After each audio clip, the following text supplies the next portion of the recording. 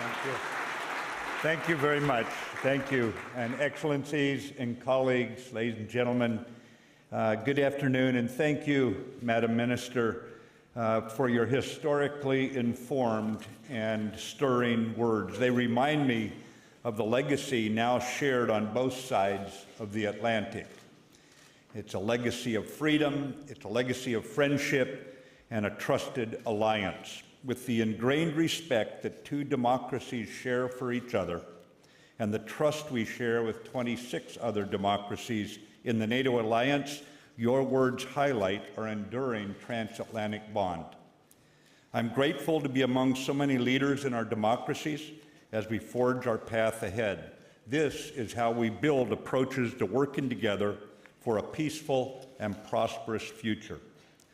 When it comes to security, no one goes their own way in this world alone. Security is always best when provided by a team. So it's a particular honor for me to be here with Minister von der Leyen. Ursula and I met last week in Washington, where we had an excellent, in-depth discussion about the security situation facing not only our nations and the alliance, but the broader global community as well. In this regard, I have great respect, I must put in here, for Germany's leadership in Europe and for the ethical performance of their professional troops on the battlefield. Like many of us, we just came from Brussels, where we participated in the NATO Defense Ministerial. There I found the transatlantic bond strong, and my fellow defense ministers under no illusions about the threats our nations face together. And Article 5 is a bedrock commitment. Transatlantic unity buttresses European unity, a fact that we recognize in the context of cooperation between NATO and the European Union. The United States welcomes improvements to defense cooperation in Europe, those that increase capabilities and make European defense more efficient without lessening NATO interoperability. The NATO-EU Joint Declaration signed in Warsaw reflects the reality that American security is permanently tied to the security of Europe. Done correctly, European initiatives and NATO unity are mutually reinforcing. Standing on the bedrock of our NATO alliance, 28 democracies help preserve the rules-based international order, serving to keep the peace and to defend shared values that grew out of the Enlightenment. I was heartened by the appreciation of our European allies for the increased threats we face, an appreciation that was consistent around the table in Brussels. The Allies recognized 2014 as a watershed year, and we can no longer deny reality. As guardians for our nations and as sentinels for new threats, we all see our community of nations under threat on multiple fronts as the arc of instability builds on NATO's periphery and beyond. Unified by these growing threats to our democracies, we possess strong resolve.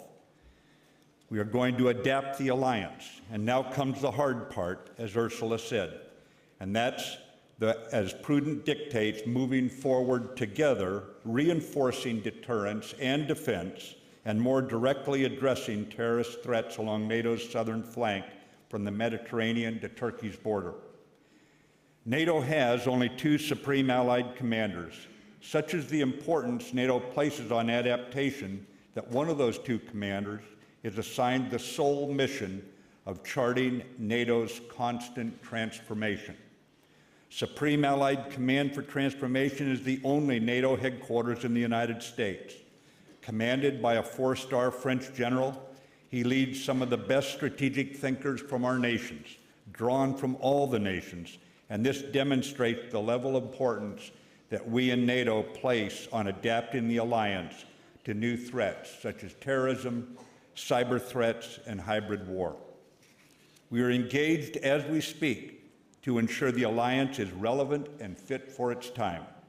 The United States is moving units into the Baltic states, Poland, Romania, and Bulgaria under Operation Atlantic Resolve. And we joined the United Kingdom, Germany, and Canada, nations leading our combined forward presence forces, as Ursula mentioned, in Poland and the Baltic states. and this is a wholly defensive deployment to maintain deterrence.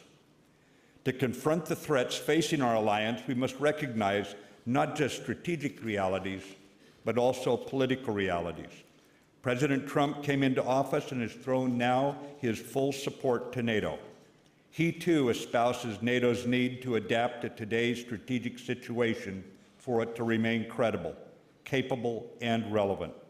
Further, as Minister von der Leyen noted last week, it is a fair demand that all who benefit from the best alliance in the world carry their proportionate share of the necessary costs to defend our freedoms. And we are committed to passing those freedoms intact to the next generation. The message I delivered in Brussels was expected. It was well received by my fellow defense ministers, as you heard a moment ago, and aligned with the message of Secretary General Stoltenberg. I stand here with you. I'm confident that our alliance will be unified in meeting today's security challenges, and I'm also confident that the alliance will adopt a plan this year, including milestone dates, to make steady progress toward meeting Warsaw and Wales' commitments to carry our fair shares of the security burden. Ladies and gentlemen, the transatlantic bond remains our strongest bulwark against instability and violence. NATO exists to protect our way of life, to include the free exchange of ideas that characterizes this annual conference in one of the world's great cities. Here, I am confident that we will strengthen our partnerships, confronting those who choose to attack innocent people or our democratic processes and our freedoms. Thank you very much for having me with you today. Thank you. Thank you very much. Good to be back. Thank you. Let me just say a word of